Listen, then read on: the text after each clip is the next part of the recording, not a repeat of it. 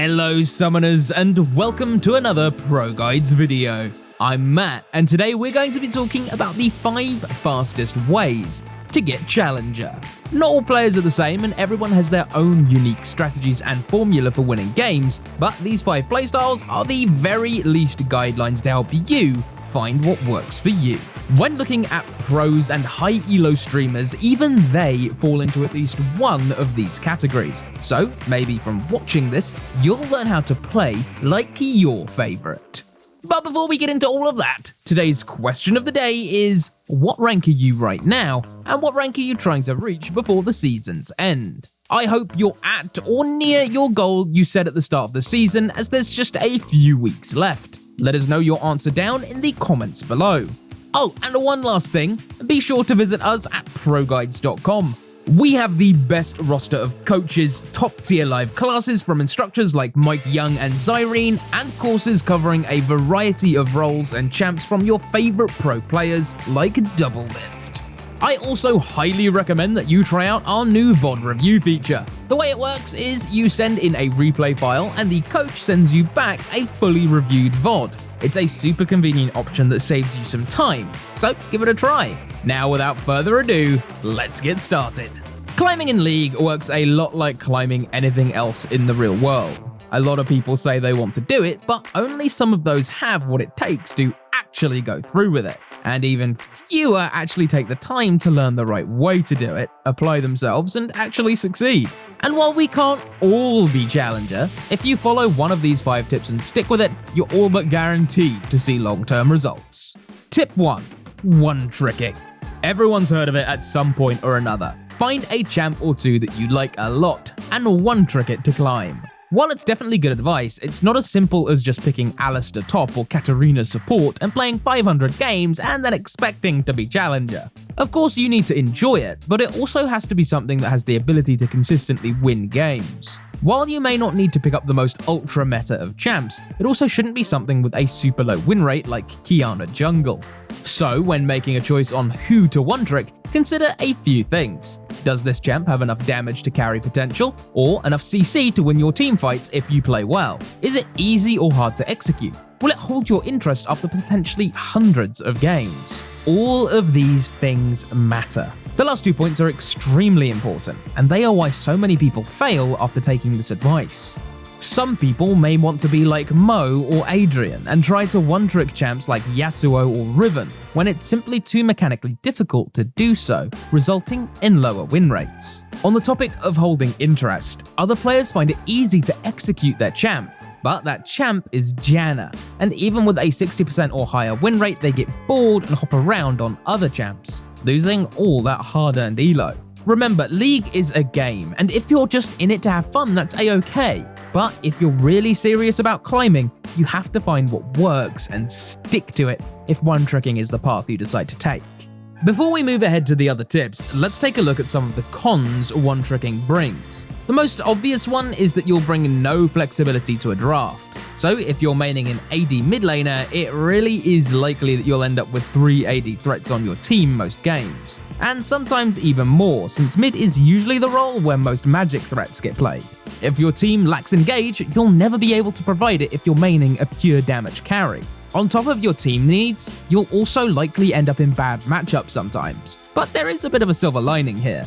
For starters, you only have to learn every matchup for one champ. Compare that to other mid laners that have to learn every matchup for every single champ in their pool. Eventually, you'll play the bad matchups enough to know how to at least survive the lane phase, and you'll know how to play mid-game without a huge lead. This will overall make you a better player. Tip 2. A deep champ pool. It may seem contradictory to have this immediately after we talked about one-tricking, but remember, it's about finding what works for different people. Some players in Challenger one-trick, some play 2 or 3, and some can play almost every meta champ in their role. And if you're going to learn more than one champ, you may as well pick the champs in your pool with a purpose. And by that, I mean make sure you have all of your bases covered. Let's take top lane as an example. If you had the options of mastering Renekton, Jace, Fiora, Jax, and Camille, or going for Maokai, Fiora, Vladimir, Renekton, and Ornn, the first set of champs is strictly AD champs with little to no engage potential, relying on brute force or split pushing to a win, while the second set of champs covers a much wider variety of niches with options for winning lane, split pushing, and serving as a tanky engage for your team. Obviously, having more options is generally going to be better, with less losses of champion select alone. So how do you get started? Here's some of the areas you'll want to cover lane by lane. If you're a top laner, think of 1 or 2 champs that'll fill the roles we listed above: lane bully, scaling split pusher, and tanky engage. As a jungler, have AD and AP options, champs that can engage, and others that can carry hard.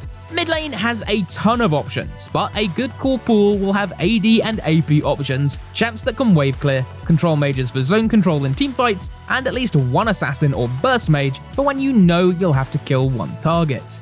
ADCs definitely have the least variance, since almost all of them are focused on doing high DPS from range, but you still have options for certain situations. There are hyper carries for when you need to be the main carry on a team, lane bullies when you need to win by 20 minutes, and every ADC should have Vayne or Kai'Sa in their back pocket to have a tank breaker. And lastly, for supports. This role probably has the highest number of options in champ archetypes. Supports exist sort of to fill in where a team comp lacks, and there are options for peeling, engaging, buffing allies, healing and shielding, mages for being an extra AP threat, and even an assassin with Pike. The biggest downside is that you're going to end up more of a jack of all trades, master of none. So when you end up against that 2 million mastery point player, you may be feeling a little bit outclassed. But don't let that get you too down. As long as you can learn to at least survive the lane phase, at least you know your champ is bringing something your team needs to the table. While the first 2 options covered champion pools, these next 2 are more focused on certain skill sets you can develop. Skill in League can be loosely generalized into the categories of macro and micro, and that's what these 2 tips will focus on.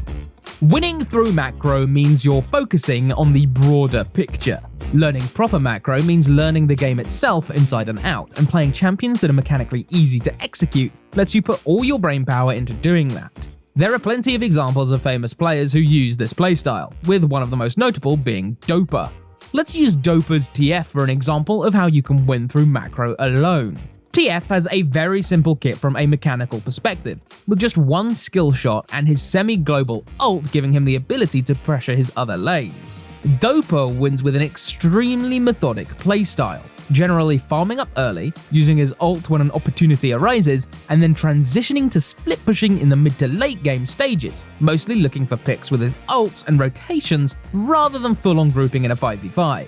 This consistent playstyle has let him reach Challenger with an over 80% win rate in the past, and he's considered one of the best players of all time.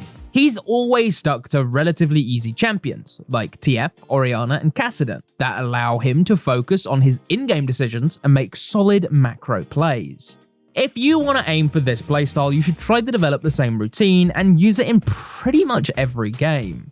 Ward the same place at the same time, and play to that side of the lane as a laner. If you're a jungler, stick to a somewhat consistent path, aim to tank the lanes that give the most consistent result, and if you're maining champs that can do it easily, solo early dragons around the same timestamp. Focus on farming up and playing to the spikes you know can win the game, even opting to trade objectives rather than contest the other team if you know you're not ready to take a fight.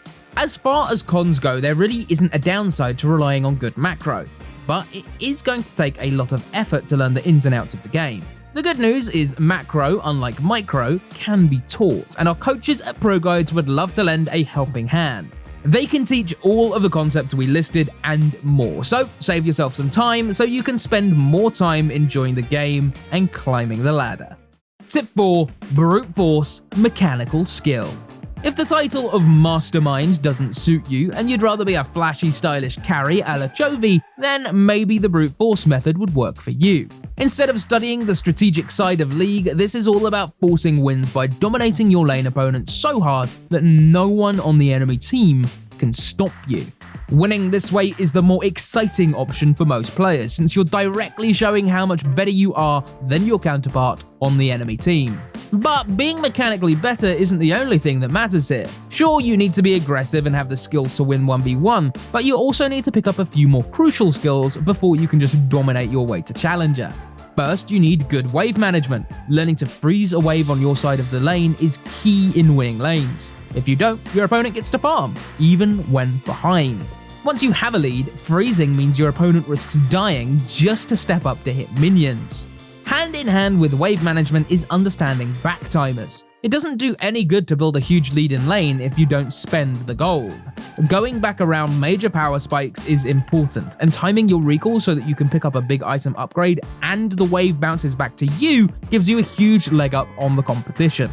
The last skill is having respect for the enemy jungler. When you're playing to dominate your opponent, dying or even just taking damage and using summoners can throw all of your plans right out of the window, causing you to play from behind until your jungler bails you out. This isn't so much a technique as it is just having awareness, so just try to constantly make a mental note of where the enemy jungler was last seen, how long ago it was, and how likely it is they're near your lane. If you get the chance, deep wards are especially helpful in this department. Following this tip gives the general best feeling of satisfaction, since you win through sheer lane domination and hard carry by roaming to other lanes and diving or rampaging through teamfights. The downside to relying on this playstyle is that if you do fall behind in lane, you won't really have a plan for getting back into the game other than your opponent disrespecting you. But practice the skills we just talked about, and that probably won't be happening too much. Tip number 5. Adapt fast. The last tip we have is basically taking advantage of flavor of the month picks, usually before they catch on and become perma pick ban champs. You've probably heard the phrase ELO inflated champ at least once, right? I know I have, and while it does get thrown around a lot, sometimes it makes sense. When Nunu first got his buffs, he was a disgusting mid laner. And not because the champ was necessarily broken, rather people didn't know how to deal with his insane sustain, instant wave clear, and god tier roaming. But the thing is, Nunu didn't get nerfed to bring him down from that spot at the top. People just learned how to counter it through picks and playstyles, and eventually, the cheesy roaming mid Nunu transitioned back to being a full-time jungler. Nunu isn't the only champ that people have done this with. We've seen Talon abusers, Ardent abusers, even Ivern abusing was once a thing. The players that pick up on these powerful picks before everyone else are able to easily climb divisions or even entire tiers, with some players in high elo even picking up 200 or 300 LP. So if you're going to aim to do this, be on the lookout for posts about weird but successful builds on Reddit or even our own YouTube channel, so you can abuse the OP picks before anyone else catches on. So what are the downsides? Well, following this tip requires relying on basically cheesing your opponents to win. You're relying on winning through the element of surprise more than anything else. So once people catch on, you may feel that your new pick starts to fall off. But as long as you remain flexible, you can move on to the next flavor of the month pick and keep the wins piling up. And that wraps it up for our 5 fastest ways to get to Challenger. Thanks so much for watching. I hope you learned a thing or two that will help you in your climb to the top. Remember to let us know what rank you are and where you're trying to be before the season ends down in the comments below. I can't wait to see you guys back at the next video. But until then, good luck on the Rift, stay safe, and wash those hands.